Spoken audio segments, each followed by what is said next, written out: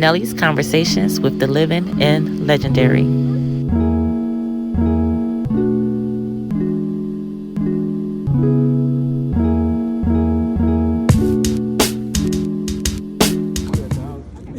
It's up to you. It's like, that's my out.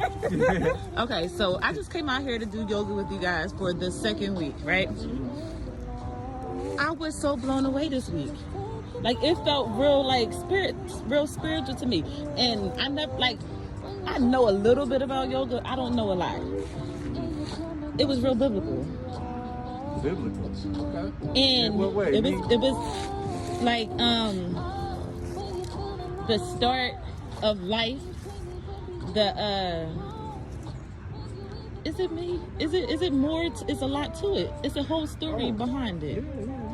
It's a lot to it. It's also what you bring. I don't think people know. It's also what you bring. Really? Because I felt like ancient Egyptian vibes. I felt like I was the pyramid. I felt like I was the goddess. I felt like I was the drawings on the wall.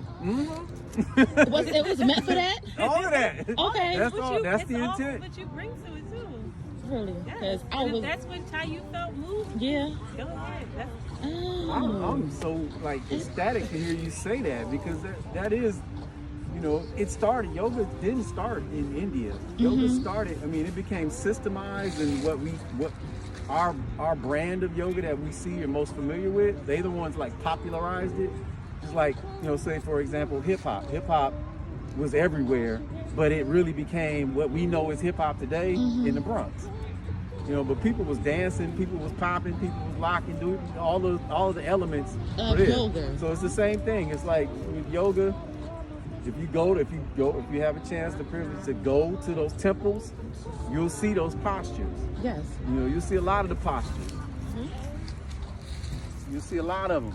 And so them warrior, I just defeated, and then it take me back to like when they had the swords and stuff at the castles, and they, like all of that. Like I was just picturing. Oh, this is the first time, and I've been doing yoga for maybe like a year now, and this is the first time I really got it. Oh my God, that feels so good. That is awesome. Yeah, that is the highest compliment. The snake. I felt like after they got the glory of God, and then they took the apple. And then the state you drop those stories in too, because all of those ancient stories originally they're told in other forms. Yeah, in most definitely. Kemetic language or Egyptian language. They're the same stories. They're just being retold. It's almost like the telephone game.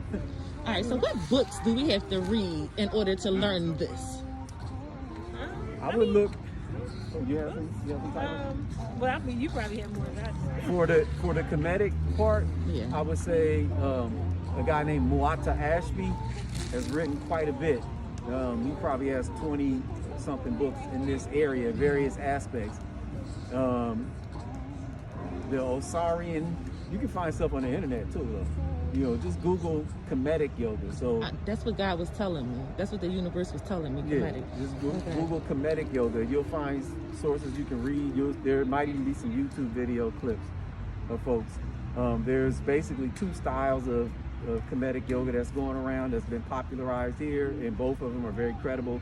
Yasir, he's certified through Yoga Skills. Muata Ashby, they both went to Egypt, studied, and came back and made this system where you're replicating. We are embodying the gods and goddesses, the Netaru as they call it. That's all part of it. For any contemporary yoga philosophy books, what did you read? We read the sutras. Yeah. I didn't get through the whole thing, but the Yoga Sutras, the Bhagavad Gita. Bhagavad Gita is a good, tells a lot of the stories about it.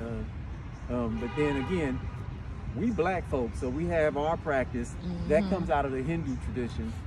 What we bring is more of like a Kemetic tradition, and they overlap because again, it started in Kemet, and when migrations happened, folks moved out, and those first people that migrated to India were Africans. And then they, of course, they didn't just walk up by themselves. They took all the culture and the trainings and the teachings that they had with them, and they reestablished. And so that's what we see today, really. And then it's just branched off into all types of limbs.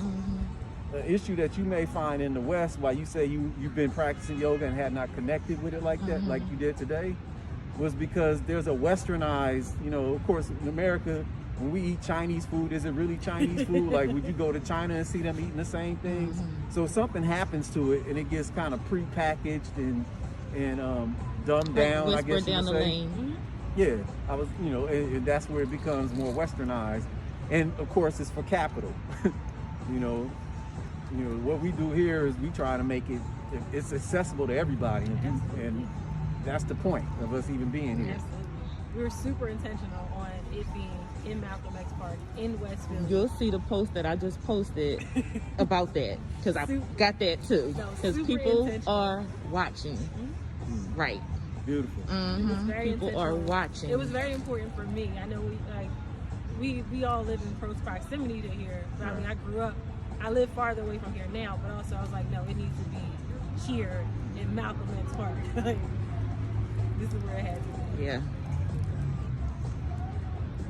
I feel it. I feel it. Did you see the lady stop me when I first came in? Yeah. She said it's beautiful what you guys are out here doing. Y'all really dedicated. And but she said a whole bunch of stuff. It was good, okay? And she loves it. And she's out here in the park all the time. Oh, wow. Where's the little one today? She didn't want to come outside today. Look cold. She didn't want to Amen. do it, so I let her follow her instincts. Yeah, but maybe she'll join us next week. Maybe, yes. I really appreciate I'm so you guys. happy. I appreciate you. I'm so happy that I got that message today. Like, Me too. that's amazing. Thank you guys. Thank you guys. That It was is my good. prayer. Yes. Well done. All right. Wait, hold up. Let's do this.